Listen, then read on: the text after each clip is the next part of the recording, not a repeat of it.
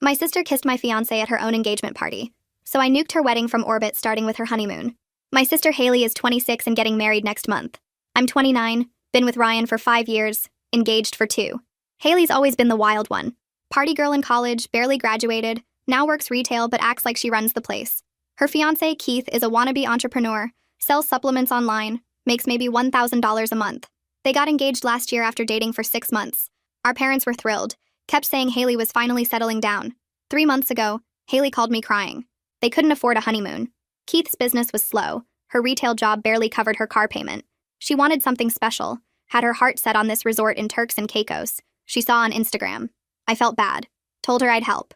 Booked them 7 nights at an all-inclusive resort, $8,400 on my credit card. Made the reservation under her name but kept all the confirmation emails. Told her it was an early wedding gift, to keep it between us because Ryan and I were saving for our own wedding next year.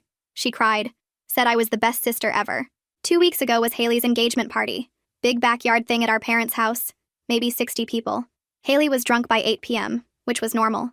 Keith was inside showing his uncle a business opportunity. I went to the bathroom, came back outside, and couldn't find Ryan. My cousin pointed toward the garage. I walked around the side of the house.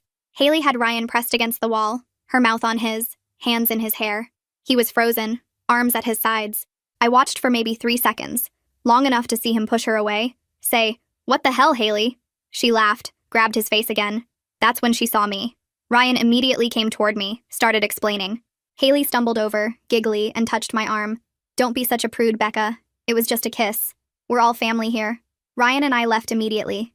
He was mortified, kept apologizing even though he didn't do anything wrong. The next morning, Haley texted me. "Super sorry about last night. Was so drunk. Barely remember anything. You know how I get. Can we move past this?" I replied sure, no problem. Then I called the resort. Explained I needed to cancel a reservation. They said it was non-refundable at this point, only 3 weeks out. I said I understood, but I was the one who paid, and I wanted the reservation officially canceled regardless. They processed it. Sent me confirmation that the booking was void. I didn't tell Haley. Last week she texted me about the airport shuttle timing. Told her she should probably double-check her reservation.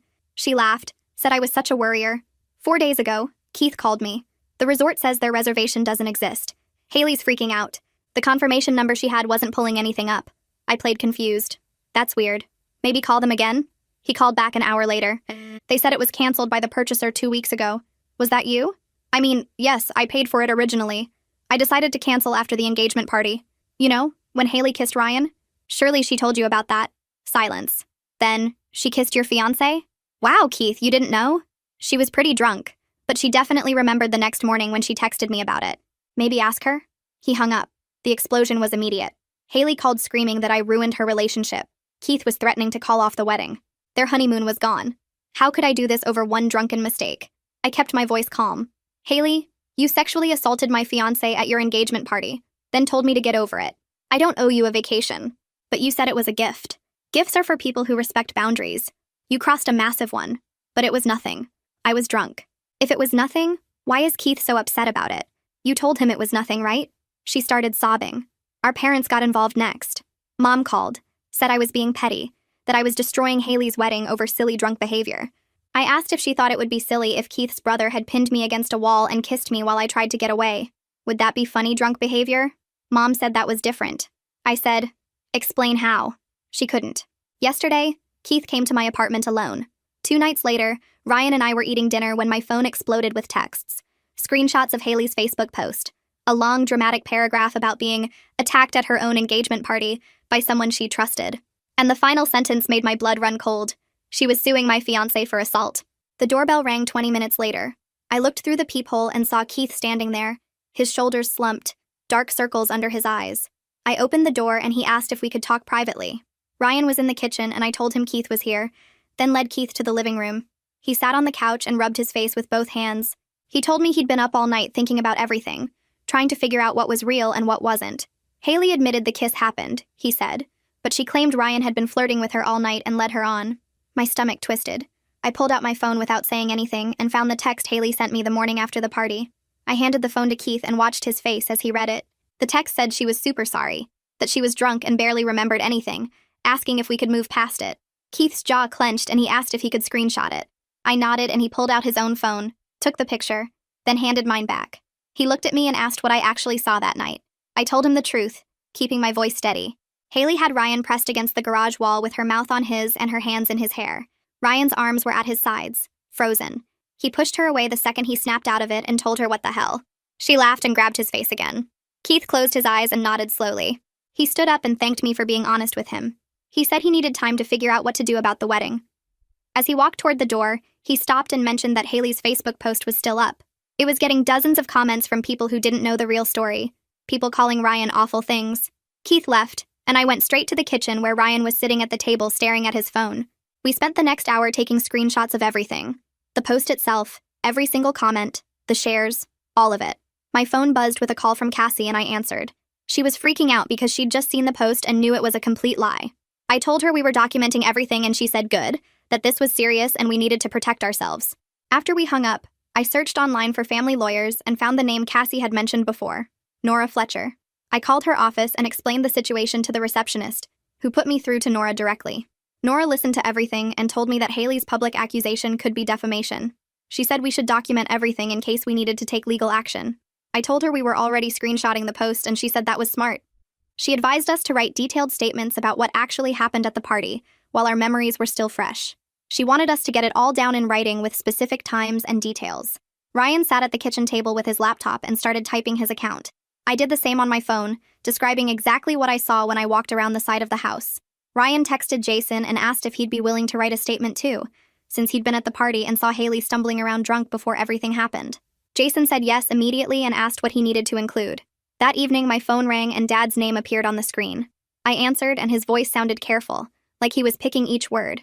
He said Mom was mad at me for humiliating Haley, but he admitted he was troubled by the assault accusation.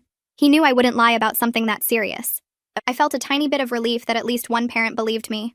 Dad asked if Ryan would be willing to meet with him and Mom together to talk through what happened. I told him only if Haley's Facebook post came down first. I wasn't sitting down for a family conversation while she was publicly calling Ryan a predator. Dad was quiet for a moment, then said he'd talk to her about it. 2 days passed and my phone stayed silent from my parents, but Haley's Facebook post kept spreading. Someone shared it in a local community group called Neighborhood Watch, and suddenly people I barely knew started messaging me. A woman from the gym asked if everything was okay with my relationship. An old high school friend sent a private message asking if Ryan really did what Haley said. My former coworker texted asking if I needed help getting away from an abusive situation. Each message felt like a punch to the stomach because these people actually believed Ryan was dangerous. I showed each one to Ryan and watched his face get paler with every screenshot. He stopped going to the gym, started working from home instead of the office. I called Nora and told her the post was destroying Ryan's reputation in real time. She asked if I had screenshots of all the shares and comments. I sent her everything. She reviewed it all and called me back within an hour. She said this was serious defamation, and we had grounds for legal action. She'd draft a cease and desist letter immediately and send it certified mail to Haley. The letter would demand Haley remove the false accusation and post a public retraction within 48 hours, or we'd pursue defamation charges. I asked what happened if Haley ignored it. Nora said then we'd file a lawsuit and she'd have to defend her lies in court with actual evidence, which she didn't have. 2 days later, the certified mail tracking showed Haley signed for the letter at 10:47 a.m.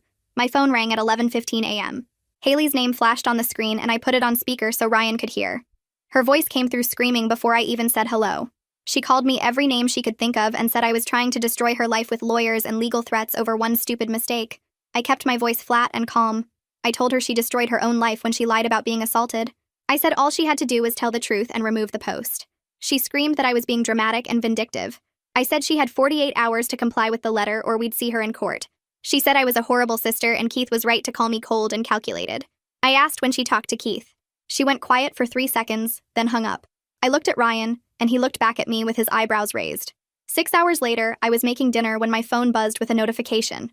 Someone had commented on Haley's post asking for an update. I clicked through and the post was gone. Completely deleted. I checked her profile and scrolled through everything, but there was no retraction or clarification anywhere. Just the post vanishing like it never existed. But everyone who saw the original accusation still had it in their minds. The shares were still out there in other groups with Haley's words calling Ryan dangerous. I texted Nora and told her the post disappeared, but Haley didn't post any correction. Nora replied that deletion was good but insufficient. She'd send a follow-up letter demanding the public retraction. The next afternoon, someone knocked on my apartment door. I looked through the peephole and saw Keith standing there looking worse than last time. His hair was messy and he had dark circles under his eyes like he hadn't slept in days. I opened the door and he asked if he could come in. We sat in the living room and he stared at his hands for a long moment before speaking. He told me he called off the wedding. I felt my chest get tight with a weird mix of relief and guilt. He said he couldn't marry someone who lies this easily and refuses to take responsibility for hurting people. He said Haley spent 3 days crying and begging him to reconsider, but every time he asked her to just tell the truth about what happened, she'd get defensive and turn it around on me. He said he finally realized this was who she was, and it wouldn't change after marriage. I asked where Haley was staying now. He said she moved back in with our parents the day after he called off the wedding. He said she was telling everyone that I destroyed her relationship and her wedding out of jealousy and spite. He said our mom was backing up that version and Dad was staying quiet. I felt the guilt wash away and get replaced with anger. Keith stood up to leave and thanked me for being honest with him from the start. He said he wished Haley had been half as truthful. After he left, I checked my phone and saw a missed call from Mom. There was a voicemail. I sat on the couch and hit play. Mom's voice came through cold and sharp. She said she couldn't believe what I'd done to my own sister. She said I'd always been jealous of Haley's free spirit and fun personality. She said I was vindictive and cold and calculating. She said I used one drunken mistake to destroy Haley's entire future. She said Haley was heartbroken and humiliated and it was all my fault. She said she was ashamed to call me her daughter right now. The voicemail ended and I sat there staring at my phone. Ryan came out of the bedroom and found me sitting frozen on the couch. He sat next to me and asked what was wrong. I played him the voicemail. He listened to the whole thing and then pulled me against his chest. I started crying and couldn't stop. He held me while I broke down completely. He said we could let this go if it was too hard. He said he didn't need an apology or vindication from anyone. I pulled back and looked at him. I told him this wasn't just about the kiss anymore. I said Haley tried to destroy his reputation with lies, and I wasn't going to let that stand. I said if we let it go now, she'd know she could do whatever she wanted without real consequences. Ryan nodded and kissed my forehead. An hour later, Cassie showed up at my door with 2 bottles of wine and Chinese takeout. She said she figured I needed both. We sat on the floor of my living room eating lo mein straight from the containers while I told her everything that happened. She listened to Mom's voicemail and her face got hard. She said this was a pattern with Haley. She said Haley does something wrong, faces a consequence, then plays victim until everyone feels sorry for her and forgets the original problem. She said it worked because people like Mom enabled it, and people like me smoothed everything over to keep the peace. I realized Cassie was completely right. I thought about every time Haley got drunk and did something embarrassing and I made excuses for her. Every time she borrowed money and didn't pay it back and I just let it go. Every time she hurt someone's feelings and I convinced them she didn't mean it. I'd spent my whole life making Haley's messes disappear so she never had to face real consequences. The honeymoon cancellation was the first time I ever held her accountable for crossing a line. And instead of apologizing, she escalated to false accusations, because she'd never learned that actions have consequences. Cassie left around midnight and I went to bed feeling more clear about everything than I had in weeks. The next morning, Nora called while I was making coffee. She said taking down the post was good, but not enough because everyone who saw the original accusation still thought Ryan attacked Haley. She recommended sending another letter demanding a public statement within 7 days explaining what really happened, or we'd file a defamation lawsuit. I told her to draft it and send it over for review. Ryan came into the kitchen and I filled him in while pouring his coffee. He nodded and said whatever I thought was best. 2 hours later, my phone rang again. Dad this time. His voice sounded worn out and sad in a way I'd never heard before. He asked if we could meet with a family counselor he found who does mediation work. He said things had gotten completely out of control and the family was falling apart. He said Mom wouldn't speak to me. Haley was a wreck living in their guest room, and he felt stuck in the middle watching his daughters destroy each other. I felt a twist of guilt, but pushed it down. I told him I'd consider mediation, but only if Haley posted a real explanation first, not just deleted the lie. Dad was quiet for a long moment, then said he'd talk to her. I heard Mom's voice sharp in the background, demanding to know what I wanted now. Dad told her to give him a minute. He came back on and said he'd call me in a few days after he talked to Haley. 3 days went by with nothing. I checked Haley's Facebook obsessively, but there was no new post. On the 4th day, I woke up to a notification. Haley had posted something at 6 a.m. I opened it with my heart pounding. The post said there had been a misunderstanding about what happened at her engagement party. She said she'd been very drunk and her memories of that night were unclear. She said she regretted any confusion or hurt feelings. It wasn't an apology, and it definitely didn't admit she lied about Ryan attacking her, but it was something. I screenshot it and sent it to Nora. She called back within an hour and said it was weak, but technically met the minimum requirement for us to proceed with mediation. Dad called that afternoon and gave me the address for the counselor's office. The appointment was set for the following Tuesday at 4 p.m. I told him Ryan and I would be there. I also told him Nora would be coming as our advocate. Dad sighed but didn't argue. Tuesday arrived and Ryan took the afternoon off work. We drove to the counselor's office in a professional building near the courthouse. The waiting room had generic landscape paintings and uncomfortable chairs. Nora met us there looking sharp in a blazer with a leather folder under her arm. At exactly 4 p.m., A woman in her 50s came out and introduced herself as the mediator. She led us into a conference room with a long table. Haley was already sitting there with Mom and Dad on either side of her. Haley's eyes were red and puffy, but her jaw was set in that stubborn way she gets. Mom wouldn't look at me. Dad gave me a tired nod. Ryan and I sat across from them with Nora between us. The mediator explained the ground rules. Everyone would get a chance to speak without interruption. The goal was understanding, not winning. We were here to find a path forward as a family. She asked who wanted to start. Haley's hand went up immediately. The mediator gestured for her to go ahead. Haley's voice shook as she talked. She said she'd been drinking at her party and got overly affectionate with Ryan. She said it was just playful, sisterly teasing and she never meant anything by it. She said I saw them talking and completely overreacted. She said I'd always been jealous of her relationship with Ryan because he was fun and relaxed around her in a way he wasn't with me. She said canceling the honeymoon was cruel and vindictive, done purely out of spite to ruin her wedding. She said she posted on Facebook because she was hurt and confused about why I would destroy something so important to her over nothing. Her voice broke on the last word, and Mom reached over to squeeze her hand. I kept my face completely neutral, even though rage was building in my chest. The mediator thanked Haley and turned to me. I took a breath and kept my voice calm and factual.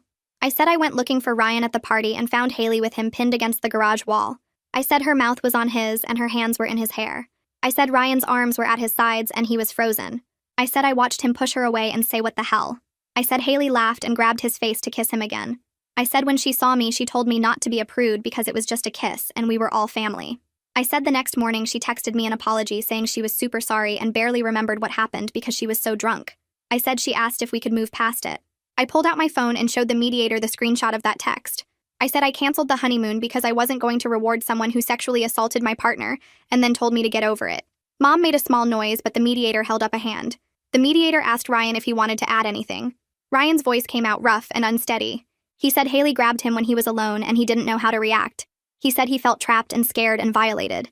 He said he pushed her away as soon as his brain caught up to what was happening. He said having her post that he attacked her made him feel sick because he was the victim, and she turned it around on him. He said he couldn't sleep for days after that post went up, because he kept thinking about what would happen if people believed her lies. He said his reputation and his job and his entire life could have been destroyed. His hands were shaking on the table. Mom shifted in her seat and looked down.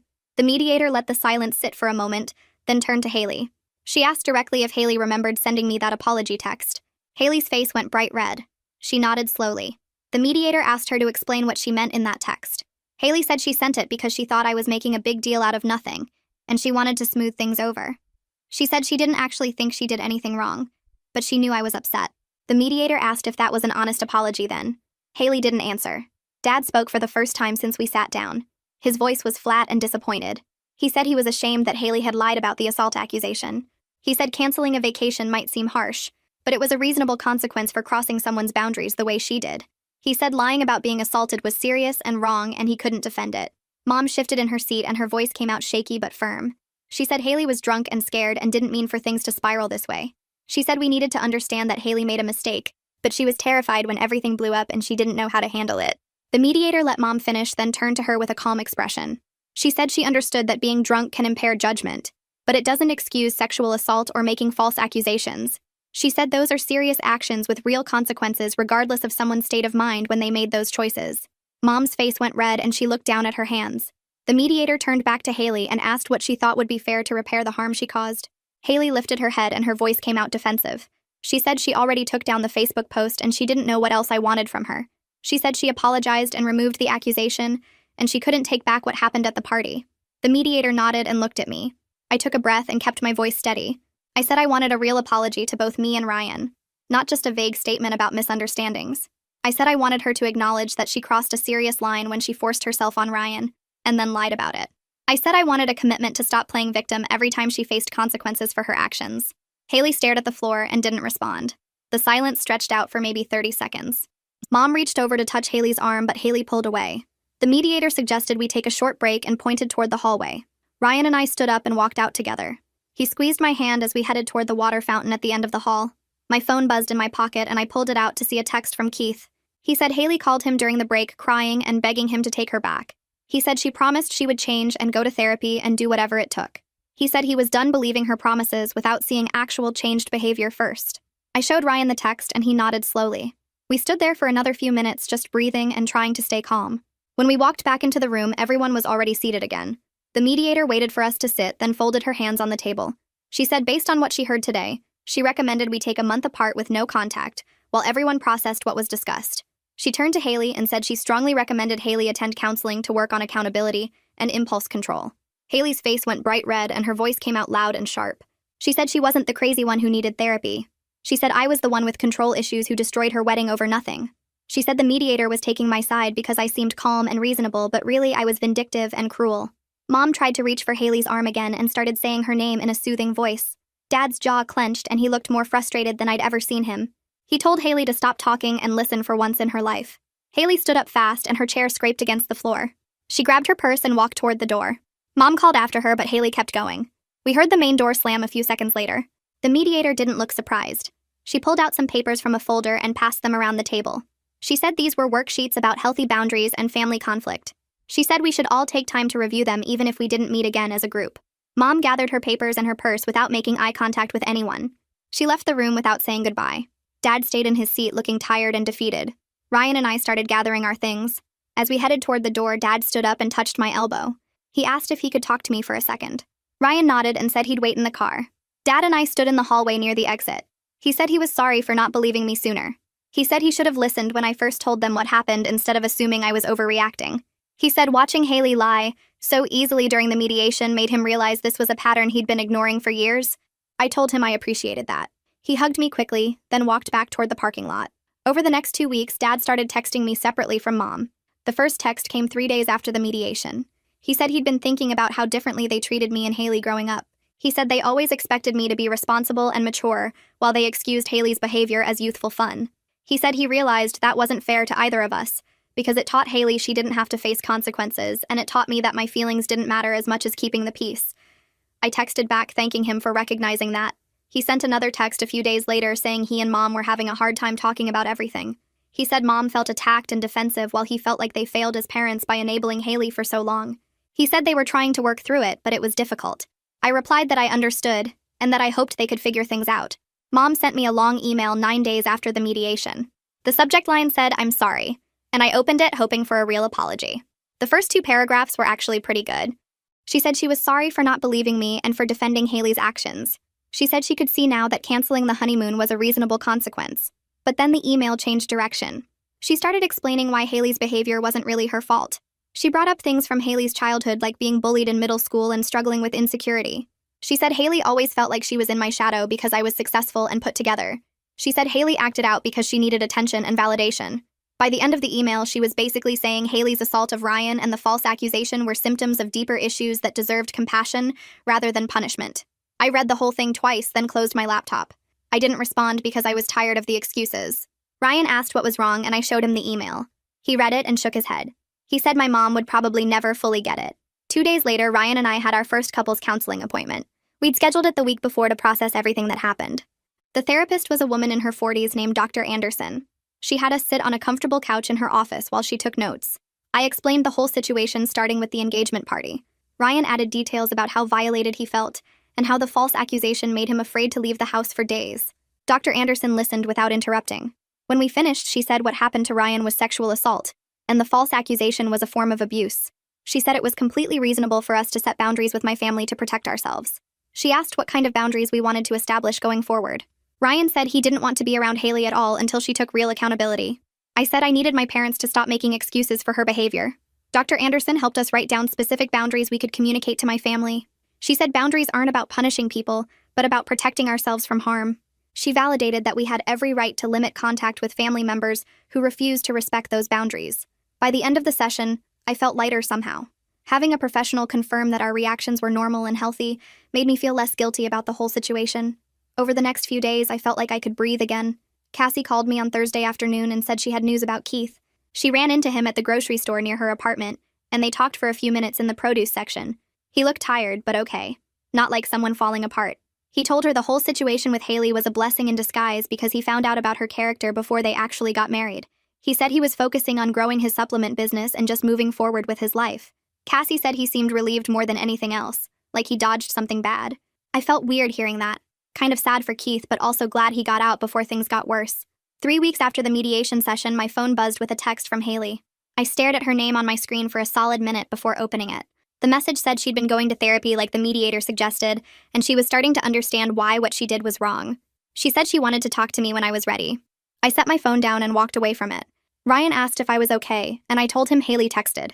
He nodded but didn't push me to respond. I spent the whole evening thinking about whether I wanted to engage with her at all. The next morning, I called Nora and asked what she thought I should do. She told me I was under no obligation to accept an apology or reconcile on any timeline except my own. She said I could respond or not respond, and either choice was valid. I thanked her and hung up feeling less pressured. 2 days later, another text came from Haley. She said she understood if I needed space, but she wanted me to know she posted a real apology on Facebook, taking full responsibility for her actions and the false accusation. I opened Facebook on my laptop and searched for her profile. The post was right there at the top, posted 6 hours earlier. I read it 3 times to make sure I was seeing it correctly. She admitted she sexually assaulted Ryan at her engagement party. She said she lied about him attacking her because she didn't want to face what she'd done. She wrote that she tried to destroy his reputation to avoid being accountable. She apologized to both of us publicly and said she was getting professional help. The post had over 100 comments, most of them shocked or supportive of her honesty. I screenshot the whole thing and texted it to Ryan. He read it while standing in our kitchen, and his face went through about 5 different emotions. I asked him how he felt about it. He said it was a good start, but he wasn't ready to have a relationship with Haley again. He told me he needed me to respect that boundary, even if I eventually decided to forgive her. I promised him I would. Dad called me that evening, and his voice sounded different, lighter somehow. He said he was proud of how I handled everything with Haley and the family situation. Then he told me something that surprised me. He and Mom were going to marriage counseling because this whole thing revealed problems in how they parent and communicate. He said Mom was resistant at first, but she agreed to try. I told him I was glad they were working on things. He said he loved me and hung up. A month after Haley posted her apology, I agreed to meet her alone at a coffee shop downtown. I got there first and ordered a tea, sat at a corner table facing the door. When Haley walked in, she looked completely different. She wore less makeup than usual, just some mascara and lip gloss. Her clothes were simple, jeans and a plain sweater instead of her usual flashy outfits. She sat down across from me and immediately started apologizing again without making any excuses. Her voice was quiet, and she kept eye contact the whole time. She told me she'd been diagnosed with alcohol use disorder and was attending meetings 3 times a week. She said getting drunk wasn't an excuse for what she did to Ryan, but she was working on the underlying issues that made her act so recklessly. She talked about how she always felt like she was competing with me and never measured up, so she acted out to get attention. I listened without interrupting. When she finished, I told her I appreciated her apology and her efforts to change. I said rebuilding trust would take a long time, maybe years. She nodded and said she understood completely. She told me she didn't expect me to forgive her quickly or include her in my life right now. She just wanted me to know she was doing the work, and she was genuinely sorry. I left the coffee shop feeling cautiously hopeful, but not ready to make any promises about our relationship. That evening, Ryan asked me how it went, and I told him Haley seemed different, more aware of what she'd done, but I wasn't sure yet if the changes would stick. He nodded and said he appreciated me being honest about where things stood.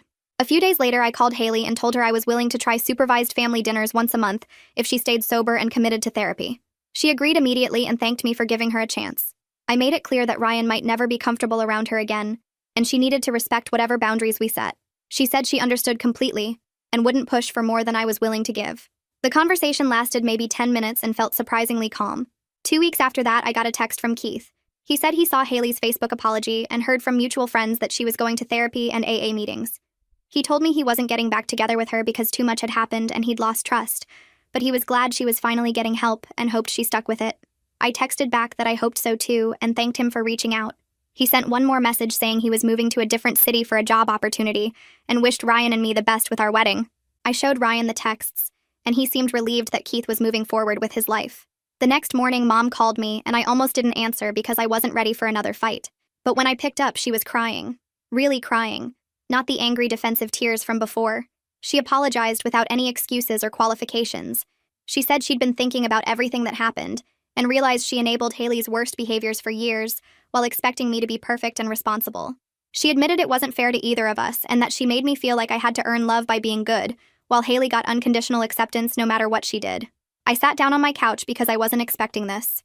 I told her I appreciated the apology and that I knew changing family patterns was hard. She said she and Dad were still going to counseling and learning a lot about themselves as parents. We talked for maybe 20 minutes, and when we hung up, I felt lighter than I had in months. The first family dinner happened 3 weeks later at my parents' house. Ryan and I drove over together and went through our boundaries one more time in the car. No alcohol would be served. Haley needed to stay sober, and we'd leave immediately if anyone got hostile or defensive. Dad answered the door and hugged us both, which felt genuine and warm. Mom was in the kitchen and came out to greet us with tears in her eyes, but a real smile. Haley arrived 10 minutes after us and looked nervous, staying near the doorway until I nodded at her. We all sat down for dinner and the conversation was awkward but peaceful. Dad asked Ryan about his job and Mom talked about a book she was reading. Haley stayed quiet mostly, answering questions when asked, but not trying to dominate the conversation like she used to. We ate roast chicken and vegetables and nobody brought up the engagement party or the lawsuit threat or any of the drama. When Ryan and I left 2 hours later, I felt exhausted, but okay. Over the next 2 months, the family dinners got gradually easier. Haley showed up on time every month and stayed sober, sometimes bringing sparkling water for herself without anyone having to remind her. She talked about her AA meetings casually, mentioning things she was learning about herself and her triggers. Mom and Dad seemed more relaxed too, less defensive and more willing to listen. At the third dinner, Haley asked Ryan a question about his work, and he answered politely, and I noticed his shoulders weren't as tense as they'd been at previous dinners. By the fourth dinner, he was making jokes with Dad and helping Mom clear dishes, acting more like himself. He stayed cordial with Haley but kept emotional distance, and she respected that without trying to force closeness or make things weird. Ryan told me after the fifth dinner that he was starting to relax around my family again because he could see consistent changed behavior instead of empty promises.